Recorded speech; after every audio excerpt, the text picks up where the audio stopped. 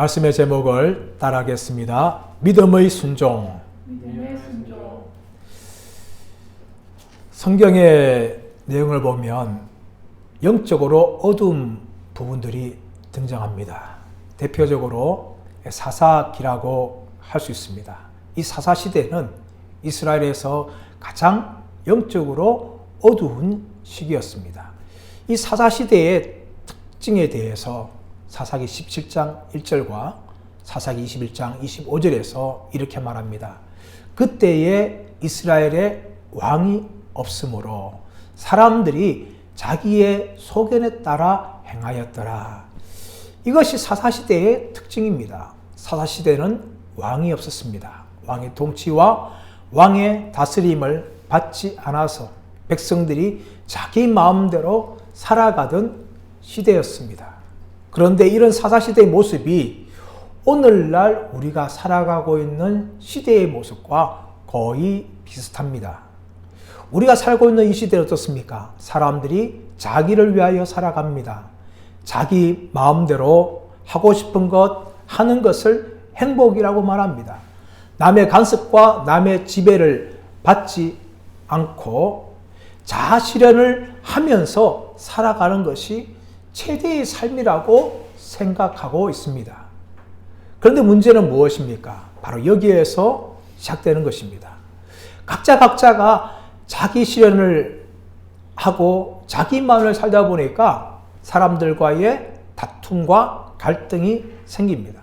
가정에서 부부간이나 부모와 자식간이나 또 직장에서나 사회 어디에서나 사람들마다 자기 실현을 하고 있습니다. 그러다 보니까 이제는 다른 사람들의 말에 순종하지 않습니다. 더군다나 순종은 구시대의 유물과처럼 그렇게 여기고 있습니다. 그러나 하나님께서는 지금이나 옛날이나 순종하는 자들을 통하여서 하나님께서는 일하시고 있는 것을 믿으시기를 바랍니다. 1956년도 짐 엘리엇은 4명의 선교사와 함께 남미 에콰도르 아우카 부족을 향하여 떠났습니다. 그가 떠나기 전에 일기장에 기록한 내용이 있습니다.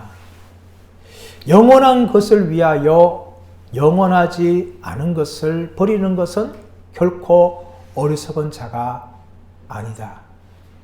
하나님이여, 저는 오래 살기를 원하지 않습니다.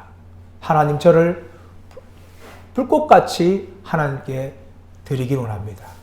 주의 말씀에 따라 순종하기를 원합니다. 이렇게 일기장에 그는 기록하였습니다. 이렇게 일기를 기록한 후에 짐 엘리엇은 4명의 선교사들과 함께 경비행기를 타고 아우카 부족들이 있는 곳에 내렸습니다. 그러나 안타깝게도 비행기에서 내리자마자 5명의 모든 선교사들은 죽임을 당하였습니다. 너무나 안타깝고 불행한 것이었습니다. 하지만 하나님께서는 하나님의 말씀에 순종하여서 복음을 증거하러 간 짐 엘리엇과 4명의 선교사의 순교표를 받으시고 그 피를 통하여서 아우카 부족 전체가 복음화되어지는 놀라운 일을 행하셨습니다. 하나님 이처럼 지금도 순종하는 자들을 찾으십니다. 오늘 말씀에 등장하는 주인공은 노아입니다. 노아의 시대는 어떤 시대였습니까? 창세기 6장 5절 6절 말씀 보시면 여호와께서 세상에 죄악이 가득함과 그들이 하나님 말씀에 따라 불순종하는 것을 보면서 사람 지었음을 한탄하시고 마음에 근심하였다라는 내용이 나옵니다. 노아의 시대는 온갖 죄악이 가득한 그런 시대였습니다. 그래서 하나님께서는 홍수를 통하여서 사람들과 가축과 기는 것과 공중의 새까지 다 쓸어버리려고 하셨던 것이었습니다. 그러므로 노아 때 일어난 대홍수는 자연재해가 아닙니다. 하나님의 진노의 심판이었습니다. 오늘날 이 지구 땅에 얼마나 자연재해가 많이 일어납니까? 미국에는 거대한 산불이 온 마을을 다 태워버립니다. 또 어떤 것은 쓰나미, 어떤 것은 지진, 어떤 것은 홍수, 어떤 것은 폭설. 이런 자연재해들이 세계 곳곳에서 일어나고 있습니다. 이 모든 현상들은 예수님의 재림의 때가 점점 가까워 오고 있다는 자연적인 징조입니다. 그러나 노아 때 일어났던 대홍수는 일반적인 자연재해가 아니었습니다. 하나님의 진노의 심판이었습니다. 온 땅을 홍수로 하나님이 다 쓸어버리신다고 창세기 6장 17절에서 말씀하고 있습니다. 이때에 하나님께서는 노아를 부르셨고 노아는 하나님 말씀에 순종하였습니다. 오늘 본문은 노아가 어떻게 하나님의 말씀에 순종하였는지 우리에게 증거하고 있습니다. 자, 첫 번째 따라하겠습니다. 믿음으로 순종해야 합니다. 믿음으로 순종해야 합니다. 노아는 믿음으로 순종을 하였습니다. 히브리서 11장 10절 말씀 보시면 믿음으로 노아는 아직 보이지 않는 일에 경고하심을 받았다라고 말합니다. 노아는 아직 보이지 않는 일에 경고하심을 받았고 순종을 하였는데 그 아직 보이지 않는 일이 어떤 일입니까? 바로 하나님께서 홍수로 심판하시겠다는 겁니다. 왜 노아가 이 홍수를 아직 보지 못하였습니까? 그것은 바로 노아 당시 때까지만 하더라도 하늘에서 한 방울의 비도 내리지 않았기 때문입니다. 노아는 한 방울의 비도 보지 못하였는데 어떻게 거대한 홍수가 이 땅에 내리는 것을 보았겠습니까? 그러므로 홍수 심판은 노아에게는 아직 보이지 않는 그런 일이었습니다. 하지만 아직 보이지 않는 이 홍수 심판에 대해서 노아는 믿었던 것입니다. 그리고 믿음으로 순종하였습니다. 여기에 대해서 히브리서 11장 1절에서는 믿음은 바라는 것들의 실상이요 보이지 않는 것들의 증거다라고 말합니다. 노아는 보이지 않는 것이었지만 그것을 믿었습니다. 아직 보이지 않는 일을 믿음으로 순종한 것입니다. 미국의 유명한 목사님이신 팀 켈러 목사님이 계십니다. 이분은 정말 많은 책들을 저술을 하셨는데 그 중에 고통에 답하다라는 책이 있습니다. 그 책 보면 팀 켈러 목사님이 38살이고 목사님의 아들이 8살 때 일화를 이야기합니다. 어느 날 8살이 된 아이가 자기 마음대로 하고 싶은 생각이 들었어요. 그래서 아빠에게 찾아옵니다. 아빠가 시키는 말은 내가 다 할 건데 근데 왜 그렇게 되는지를 나한테 이해를 시켜줘야 된다면서 그렇게 아이가 말하는 거예요. 그 38살 된 목사님 그 말 듣고 기가 찬 겁니다. 그래서 아이를 불렀어요. 얘야 네가 납득되는 일에만 순종하겠다는 것은 순종이 아니다. 그것은 동의에 불과하다. 그리고 문제는 내가 너에게 원하는 것을 시켜도 네가 그것을 이해할 수가 없단다. 너는 8살이고 나는 38살이다. 너는 어린아이고 나는 어른이고 그리고 내 아빠란다. 이렇게 아이에게 순종에 대해서 가르친 것이었습니다. 어른의 말에 이해가 되고 납득이 돼야만 하겠다는 것은 동의입니다. 순종이 아닙니다. 여러분 하나님과 우리와의 관계도 마찬가지입니다. 여러분 어린들 보십시오. 여러분 어린아이가 어떻게 대학원생의 문제를 풀 수 있겠습니까? 또한 어린아이가 아빠의 말을 어떻게 100% 다 이해할 수 있겠습니까? 하물며 피조물인 우리 인간들이 어떻게 천지를 창조하시고 전지전능하신 하나님의 지혜에 대해서 우리가 다 이해할 수가 있겠습니까? 불가능한 일입니다. 그러므로 여러분 믿음으로 우리는 순종을 해야 되는 거예요. 우리가 이해가 다 되고 순종하는 것이 결코 아닙니다. 노아는 아직 보이지 않는 일에 대해서 그럼 다 이해하고 순종한 것이 아니었어요. 물론 여러분 노아가 홍수를 다 보고 했다면 좀 순종하는 게 더 쉬웠을 거예요. 그럼 노아는 지금까지 비 한 방울도 보지 못하였고 홍수는 더군다나 보지 못하였습니다. 이런 상황에서 노아는 아직 보이지 않는 일에 순종하되 바로 믿음으로 순종한 것입니다. 사랑하는 여러분, 성경은 무조건 순종하라 이렇게 말하지 않습니다. 이 딱 치고 말 들어라 이렇게 성경은 말하고 있지 않습니다. 성경은 어떻게 순종하라 말씀하고 있습니까? 바로 믿음으로 순종하라 라고 말합니다. 노아는 아직 보이지 않는 일이었고 자신의 머리로 다 이해할 수 없는 일이었지만 하나님의 말씀에 믿음으로 순종한 것입니다. 하지만 여러분, 순종 자체가 우리에게 구원을 가져오는 것이 아닙니다. 노아가 순종했기 때문에 홍수로부터 구원받은 것은 결코 아니에요. 순종은 무엇입니까? 믿음의 결과입니다. 우리의 행함이랑은 믿음의 결과죠, 여러분. 노아도 마찬가지입니다. 창세기 6장 8절 말씀 가보시면 노아는 여호와께 은혜를 입었더라 라고 말하면서 9절에서 어떻게 설명합니까? 노아는 의인이요 당대의 완전한 자며 하나님과 동행하였다라고 말합니다. 하나님의 은혜를 입었기 때문에 노아는 그 제약이 가득 찬 그 세상 속에서 의인이었고 완전한 자였고 하나님과 동행하는 삶을 살았어요.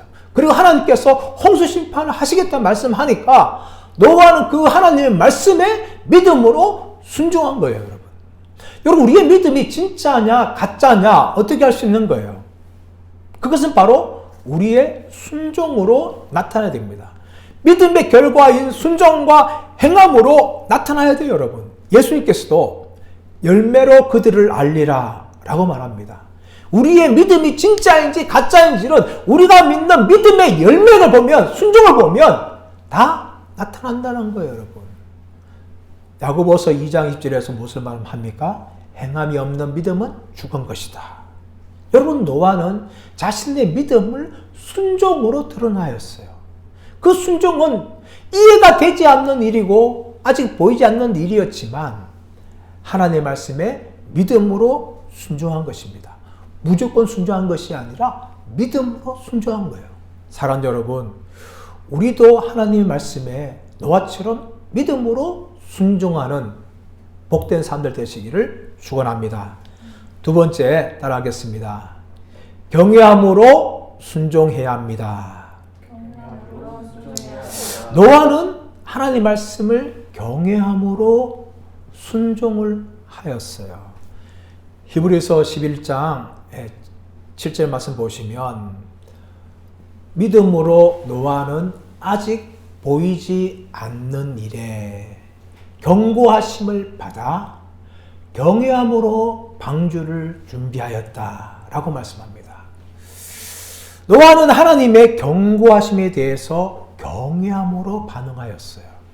하나님이 무엇을 경고하였습니까? 이제 이 세상을 홍수로 심판하시겠다. 이렇게 경고하셨어요. 근데 경고는요, 두 가지의 의미가 있습니다. 하나는 심판의 의미가 있고 하나는 보호의 의미가 있죠. 예를 들어서요, 우리 대구 시내 곳곳에 속도 제한 표지판이 있습니다. 어린이 보호구역은 30km 속도 제한, 어떤 지역은 40km, 어떤 지역은 50km, 어떤 지역은 60km. 이 시내 안에도 곳곳에 이렇게 제한이 있습니다. 이 속도 제한 표시는 뭡니까? 이것을 어길 경우에 벌금을 받는다, 벌칙금을 받는다라는 심판의 의미가 있어요. 그런데 한편으로 다른 의미가 뭡니까? 이것을 잘 지킬 경우에 당신들의 생명은 안전할 것입니다. 이런 보호의 의미가 있는 거예요. 하나님께서 아담과 하와에게 선악을 알게 하는 나무의 열매를 먹지 말라, 반드시 죽으리라, 이렇게 말씀하셨죠. 여기에도 두 가지 의미가 있습니다. 하나는 심판의 의미가 있어요. 너희가 내 말을 듣지 않고 선악을 알게 하는 나무의 열매를 먹을 거면 너희는 내 말대로 반드시 죽을 것이다. 하나님 심판하시겠다. 이 심판의 의미가 있어요. 또 한편은 뭡니까? 보호의 의미가 있죠. 너희가 그것을 먹지 말고 영생의 삶을 살아라. 이런 보호의 의미가 있는 것입니다. 하나님께서는 노아에게 경고하셨어요.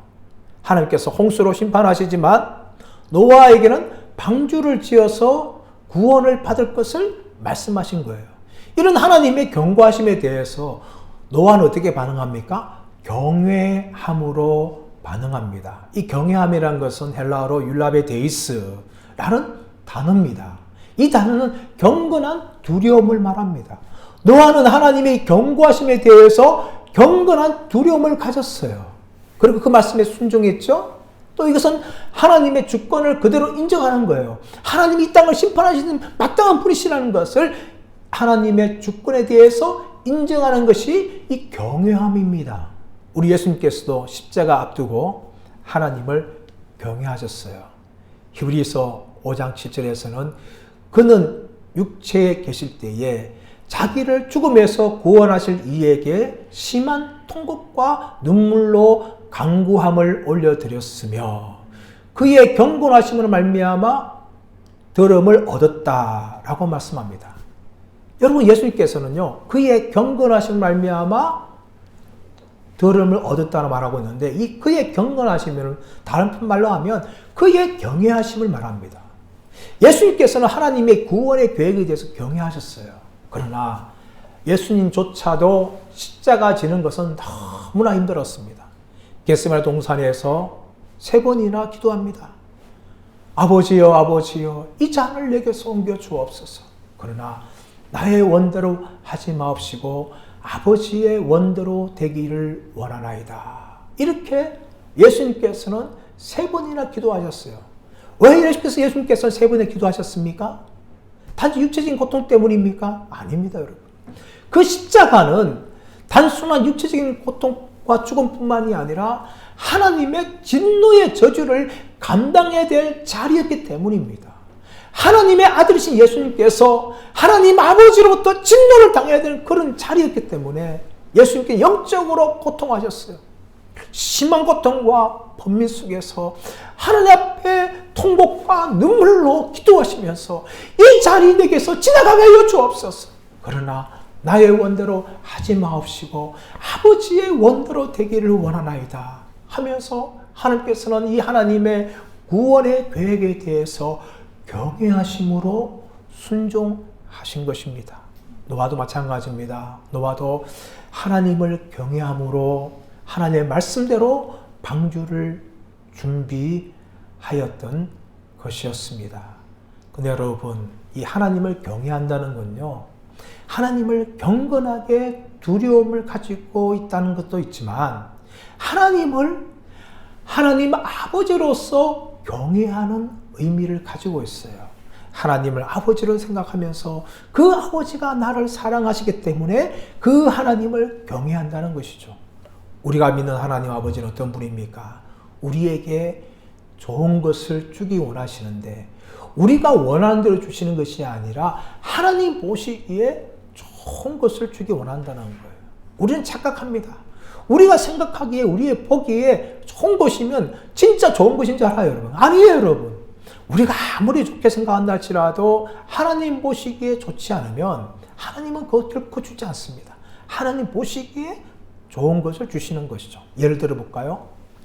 엄마가 밥을 준비하기 위해서 부엌에서 열심히 일을 합니다. 부엌하려고 감자를 썰고 막 하는데 이제 3살, 4살 된 아이가 엄마가 그렇게 하는 걸 보면서 자기도 그 칼을 가지고 싶은 거예요. 그래서 엄마한테 떼쓰는 거예요. 엄마 손에 있는 그 부엌칼 나 줘. 여러분, 그때 엄마가 어떻게 할까요, 여러분? 그 아이가 좋아한다 해서 그 부엌칼을 냈다. 너도 해봐라. 하면서 그 아이에게 손을 쥐어주겠습니까? 아닙니다, 여러분. 정상적인 엄마라면 그 날카로운 부엌칼을 3살짜리 아이의 손에 주지 않습니다. 그것을 주는 대신에 아이가 가지고 놀 수 있는 장난감 칼을 주는 거죠. 우리는 살아가면서 우리 마음대로 눈에 보기에 좋은 것이 좋은 것인 줄 알고 있어요, 여러분. 아닙니다, 여러분. 우리의 짧은 이성과 지혜로 보기에 좋은 것이라 할지라도 하나님 보시기에 좋은 것이 아니면 결코 좋지 않은 거예요, 여러분. 바로 하나님께서는 그런 분이기 때문에 우리가 그 하나님을 향하여서 경외함으로 나가야 돼요. 하나님은 창조주시며 하나님은 거룩하시기 때문에 우리는 그 하나님을 경외해야 됩니다. 그리고 더 나아가서 그 하나님은 나를 끔찍히도 사랑하여서 독생자 예수 그리스도를 아끼지 않고 십자가에 죽게 하신 만큼 사랑하시는 아버지 하나님이기 때문에 우리는 그 하나님의 사랑에 대해서 경외함으로 나아가야 될 줄 믿습니다. 그러나 여러분, 오늘날 많은 사람들이 이런 부분이 잘 되지 않아요. 여러분, 하나님을 경건한 마음으로 두려워하지 않습니다. 오늘날 많은 사람들은 하나님을 알라딘의 요술램프에 나오는 요정 지니 정도 생각해요. 자기가 원하는 거 다 들어주기를 바랍니다. 또한 하나님을 철저하게 신뢰하지 않아요. 하나님이 내가 원하는 것을 막으시는 분이라고 오해하죠, 여러분. 여러분, 우리가 왜 이렇게 생각합니까? 마귀가 그런 하나님의 잘못된 이미지를 우리에게 심어주는 거예요. 하나님을 너무나 가볍게 여길 뿐만 아니라 하나님의 사랑에 대해서도 신뢰하지 못하는 그런 마음을 주는 겁니다. 하지만 노아는 하나님을 경외하였어요. 하나님을 창조주 하나님으로 심판하시는 하나님으로 경외하시고 그 방주를 준비하여서 자신들을 구원하실 아버지로서 경외하였습니다. 그러므로 노아는 하나님의 말씀에 경외함으로 순종할 수가 있었습니다. 사랑하는 여러분, 이런 노아의 경외함이 저와 여러분의 경외함이 되기를 원합니다. 하나님을 창조주요 심판주요 거룩하신 하나님으로 우리가 두려워하고 그 하나님은 사랑의 아버지로서 우리가 경외하는 이런 진정한 경외함이 저와 여러분 모두에게 회복되기를 예수님의 이름으로 축원합니다. 세 번째 따라하겠습니다. 시련과 비웃음을 당해도 순종해야 합니다. 하나님께서는 노아에게 경고하셨어요. 노아는 하나님을 경외함으로 방주를 준비하였습니다. 근데 여러분, 이 방주의 규모가 어마어마합니다. 창세기 6장 15절 말씀 보시면은 이 방주의 규모가 나오죠. 어떻게 나옵니까? 방주의 길이가 300규빗, 높이가 30규빗, 너비가 50규빗이에요. 이 규빗이라는 것은 이 사람의 이 손가락 끝에서 팔꿈치 정도에입니다. 근데 우리 동양 사람은 짧죠? 저는 더 짧습니다. 근데 보통 여러분 이 길이가 45cm에서 50cm 정도 됩니다. 50을 기준하게 되어지면 이 300규빗이라는 것은 150m예요. 30규빗은 90m죠? 그리고 30규빗 어떻게 몇 미터? 15m죠? 높이가 15m예요. 그리고 너비가 50규빗은 25m에 해당합니다. 여러분, 150m라는 것은 축구장 1.5배 크기예요, 여러분. 크기. 그리고 높이가 15m라는 것은 지상 5층 정도에 해당하는, 아파트 5층 정도에 해당하는 높이입니다. 너비가 25m라는 것은 이 자동차 길이로 해가지고 20대 정도 넉넉하게 될 수 있는 그런 넓이에요. 여러분, 이렇게 방주는 굉장히 컸는데 이 안에 공간이 45,000평방미터고 무게로 따지면 14,000톤입니다. 그리고 그 안에 동물들이 들어갈 수 있는 것이 125,280마리가 들어가요. 어마어마한 규모입니다. 근데 이 어마어마한 규모를 누가 지어야 돼요, 여러분? 노아와 그리고 노아의 가족 7명, 총 8명이 지어야 돼요, 여러분. 하나님께서 말씀하셨지만 그것을 짓는다는 것은 참 엄두가 나지 않아요, 여러분. 결코 쉬운 일이 아니었습니다. 노아가 그 쉽지 않은 일을 자기의 가족들과 함께 지어야 됐었어요, 여러분. 또 여러분, 그리고 이 방주를 짓는데 노아가 무엇을 했겠습니까? 방주만 지었을까요? 아닙니다, 여러분. 노아는 사람들에게 찾아가서 하나님께서 홍수를 통하여 심판한다, 이 말씀을 전해야 됐어요, 여러분. 베드로후서 2장 5절 말씀 보시면 의를 전파하는 노아와 그 7 식구들을 보존했다라는 말이 나옵니다. 의를 전파했다는 것은 이 하나님의 홍수 심판에 대해서 말씀하는 거죠. 사람들에 대해서 이제 하나님께서 홍수를 심판하니까 방주로 피해야 된다, 방주를 피해야 된다. 여러분, 이렇게 노아는 전파해야 됐어요. 여러분, 이거 쉬운 일이 있을까요? 아마 사람들로부터 저 사람 미치광이구나, 지금까지 비 한 방울 내리지 않았는데 어떻게 홍수가 내린다. 비가 한 방울 내린 후에라 내가 믿겠다 하면서 이 노아가 전파하는 말에 대해서 결코 믿지 않았을 것입니다. 또 노아가 그 가족들과 함께 방주를 짓는 모습을 보면서 저건 뭐 하는 짓이냐, 미친 짓 아니냐 하면서 사람들은 비웃으며 조롱을 했을 것입니다. 하지만 여러분, 노아는 어떻게 했습니까? 사람들이 비웃든 말든지 또 방주를 짓는 것이 어리든지 말든지 간에 하나님 말씀에 순종하여서 방주를 지었던 것입니다. 그러나 여러분, 결코 쉽지 않은 일이었어요. 방주를 짓는 일 힘든 일이었고 또 사람들의 비웃음, 조롱소리는 노아의 마음을 너무나 아프게 했을 것입니다. 하지만 이 모든 고난을 이겨내고 노아는 방주를 지었다는 거예요. 어떻게 가능했을까요? 하나님께서 이제 홍수를 통해서 심판할 때에 이 방주가 우리를 구원해 줄 것이라는 이 구원의 소망을 가지고 있었습니다. 여러분, 고난당할 때 사람들이 이기지 못하는 이유가 뭡니까? 믿음의 소망이 없기 때문입니다. 믿음의 소망만 있으면요, 어떤 고난을 당한다 할지라도 그것을 이겨낼 수 있는 힘이 있다는 겁니다. 어느 학자들이 실험을 했습니다. 이스라엘 병사들에게 실험을 하면서 한쪽의 부류에게는 어디 가면은 목적지가 도착한다 라는 것을 신호를 주었어요. 근데 또 한쪽에서는 전혀 신호를 주지 않고 걷기만 했어요. 처음 출발은 똑같았지만 목적지를 알려준 사람들은 신나게 갔어요. 이제 얼마 가면은 목적지에 도착한다. 그렇게 열심히 잘 걸어갔어요. 그러나 목적지를 알려주지 않은 쪽에서는 가도 지치는 거예요. 언제 도착하나 하면서 스트레스가 굉장히 심하였습니다. 그 차이가 뭡니까? 목적지에 대한 소망이었기 때문이에요. 한쪽 부류에서는 이제 얼마만 가면 우리는 곧 도착한다. 그래서 알았기 때문에 소망을 가지고 걸어갔던 거예요.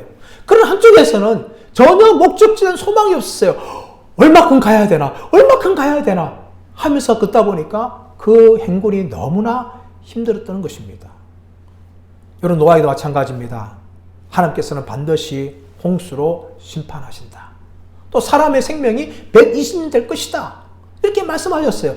그걸 통해서 이제 120년 후면은 하나님께서 홍수로 심판하시겠구나.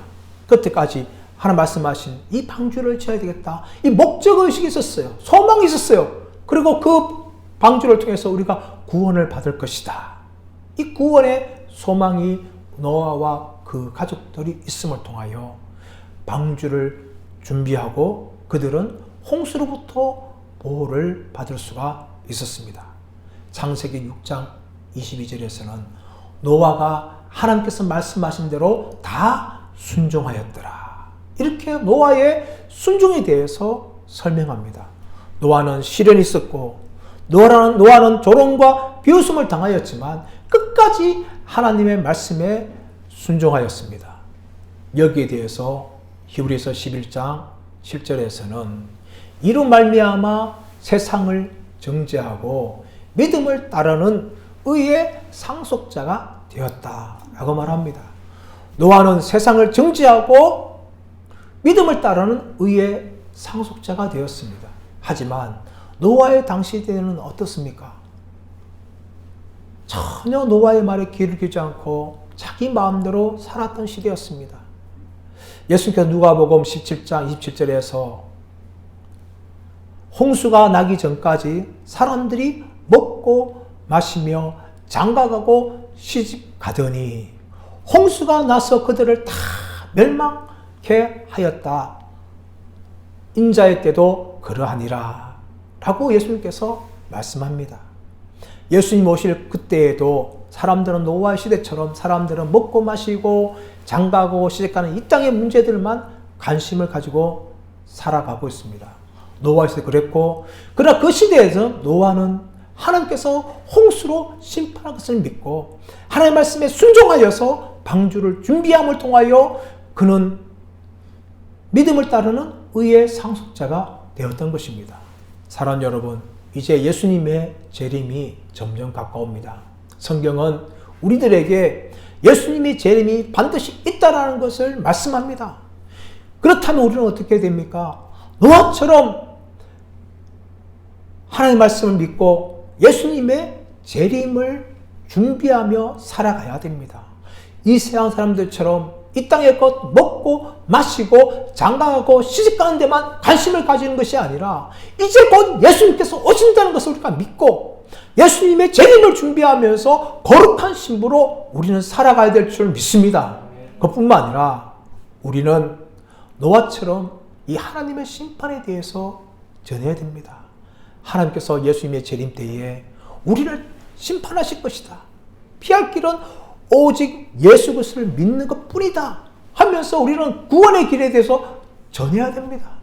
사람들이 비웃던, 사람들이 조롱하던 우리는 구원의 길을 전해야 하는 것입니다.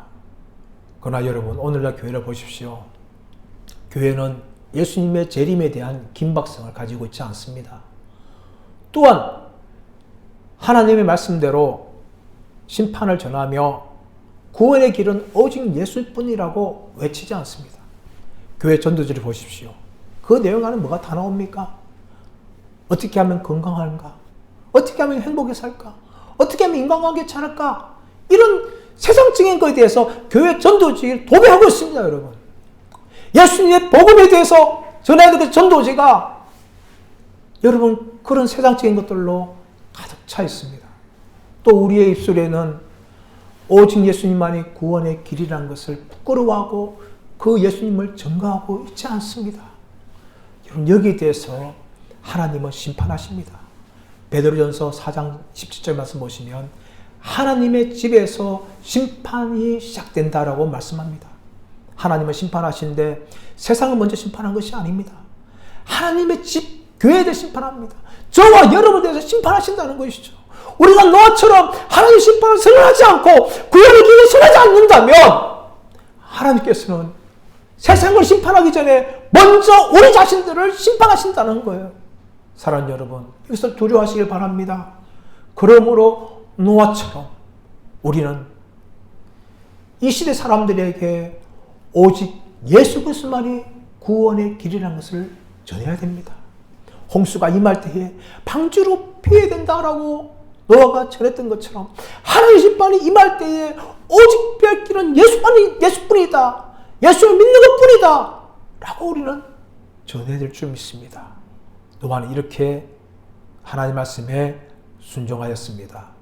노아는 믿음으로 순종하였고 하나님을 경외함으로 순종하였고 시련과 비웃음이 있어도 순종하였습니다. 그러므로 이로 말미암아 세상을 정죄하고 의의 상속자가 되었다라고 성경은 평가하고 있습니다. 사랑하는 여러분, 우리는 이 시대에 노아가 되기를 축복합니다. 노아처럼 순종하기를 원합니다. 믿음으로 순종하고 경외함으로 순종하고 시련과 핍박이 있어도 순종함을 통하여서 이 시대에 의의 상속자가 되는 저와 여러분들 되시기를 예수님의 이름으로 축원합니다.